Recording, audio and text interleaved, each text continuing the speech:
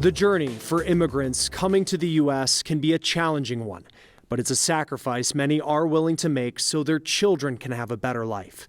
Alicia Nieves spoke to two first-generation Americans about their experiences.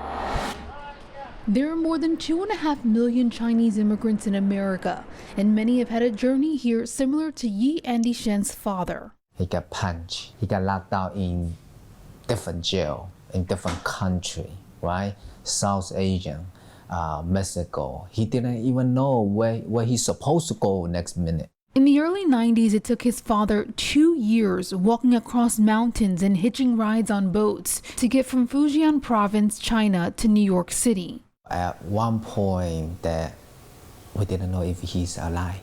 His father made the dangerous journey out of desperation. That time in China, we're not allowed to have 2 boys at home. So I am the second boy. The second son that had to be hidden for fear of being taken away by the government. I grew up in China till 14 years old. Hailing Shen's father made a similar journey to the U.S. as Yi's, except his father chose to never speak about that part of his immigrant story. But I know it was tough, and I learned some story that he worked in the restaurants, he lived in the basement, and those kind of stories really break my heart. Like most first-generation immigrants, both Chen's fathers worked low-wage jobs for long hours to save up for their families to legally come here, to give the next generation a better opportunity.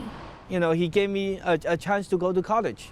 Both men went to college. Yi now lives the quintessential American dream, owning a small business in Queens. Hailing studied accounting, but found his passion was actually fighting for immigrant rights, and he has since become an advocate. We were able to successfully pass a number of the bills that's on the state and city level, you know, to provide the job protection, to provide the minimum pay. This year, Hailing decided to further stand up for his community by running for office in the biggest city in the country. He is the first immigrant from the Fujian province to ever do so. Yi became the second. Once we announced our candidacy for city council this year, all their community leaders, they were saying, wow, we're waiting for this moment for far too long, almost 100 years. A moment for representation in America that the candidates and community hopes leads to a better understanding and acceptance of their people here and all immigrants. We come here because not only that we think we can get something from this country, it's also we think that we can contribute. Immigrant has always demonstrated a boldness and bravery to these countries. For The Race, I'm Alicia Nieves reporting. The group fighting for migrant families, next on The Race.